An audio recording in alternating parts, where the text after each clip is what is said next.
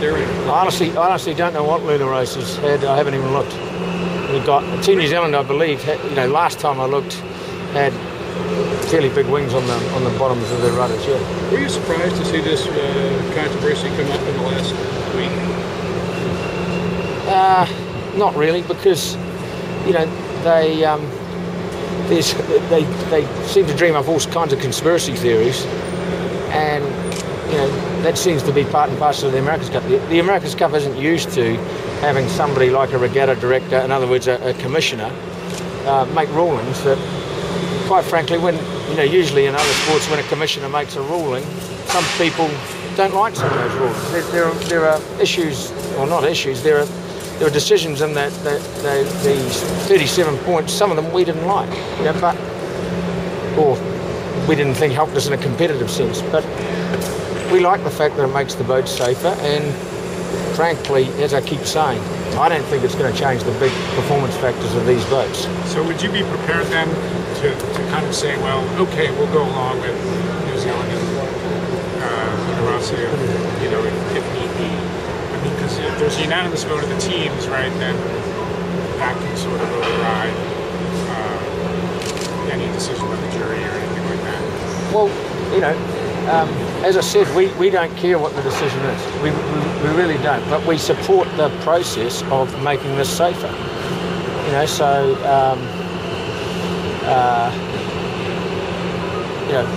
We'll just wait and see what the outcome is, and we'll adapt to whatever that outcome is. Russell, all this is borne out of a tragedy. And how is that colouring everything that's happening here now? And what's the significance of making sure that this happens as it should do?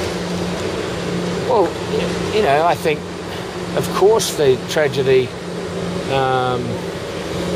made, there was a reaction to that, and it made, everyone, I hope, anyway, think more about the safety aspects, and I think we saw a bunch of recommendations come out, and as far as I'm concerned, anything that makes it safe is a good thing.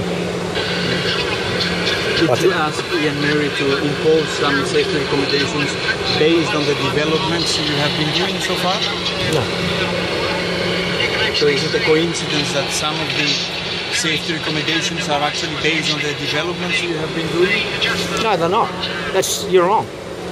We built these wings after Ian Murray told us about the size, the new size. I've just showed you the asymmetric ones that we already had built that were about to go on the boat. Well, Russell, 1 year ago, did you expect that Team New Zealand can make a full foiling program with the efficiency and fast, stable? You personally expect they can achieve this result? 1 year ago, more than 1 year ago, we were already sailing our foiling AC-45s. Of course. No, I mean with the AC-72, of course, yeah.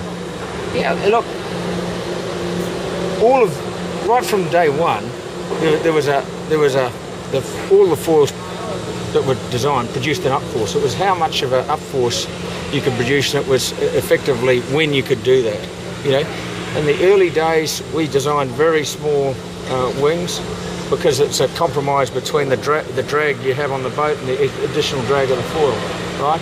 As time went on and the boats actually got faster, which affects us as well, the foiling became more and more of a reality at lower at lower wind speeds. The boat speeds increased.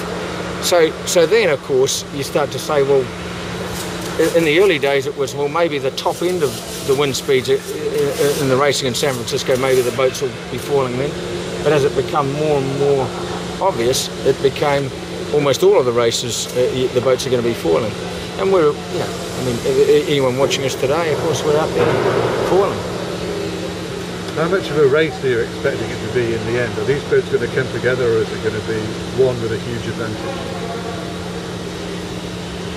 I think the America's Cup final shaping up to be reasonably close. I think some of the Louis Vuitton races are going to be pretty one-sided. That's not unusual in America's Cup. How about your in-house racing, Russell? How much are you going to race every opportunity? Are you going to race through every window that you have? And what specifically are you going to get out of it? 2 days.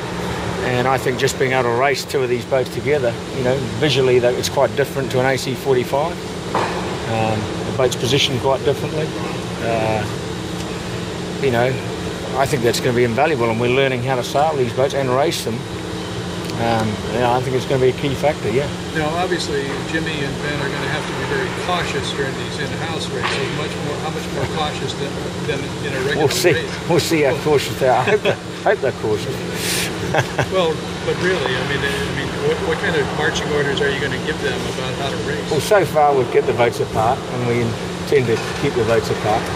But knowing those personalities, they'll get closer and closer.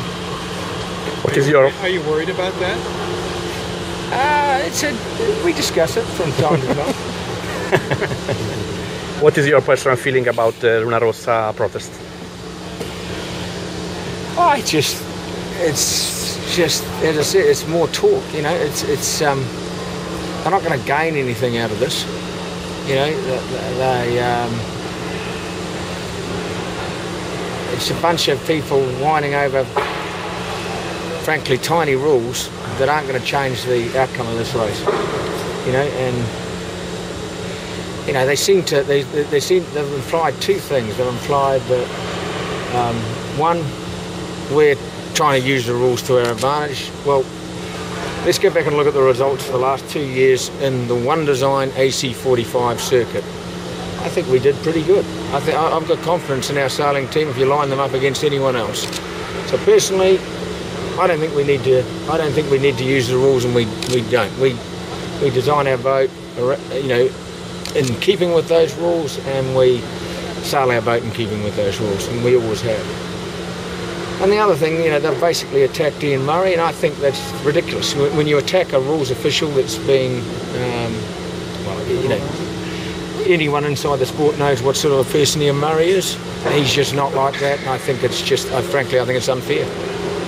So when you say that the Challenger Series could be one-sided, which way are you anticipating? New Zealand, for instance? Like Luna Rossa's way behind Team New Zealand right now, and so yeah, I don't really see them contending. And what about Artemis when they get out the water? Well, Artemis have got some, you know, I mean Nathan Outridge and Ian Percy, you know, they're world-class sailors. But they're obviously way behind the 8 ball. You know, they should have been out in the water months ago, and I actually think it wouldn't take Nathan and Co long to sort it out. They've been falling in their AC-45, and they actually came and raced our team in our foiling AC-45 and beat us. So you know, they're not dummies. They're pretty good sailors. It's just a shame that they've you know, had this setback. But I would definitely rate, you know, some of the sailors on their team as being, you know, absolutely world class. Russell, Ian? Russell, is this yours? Was to eventually start cutting this off if we felt that they were, initially we thought that they were over-designed the size of them, and but we frankly really didn't get that far, and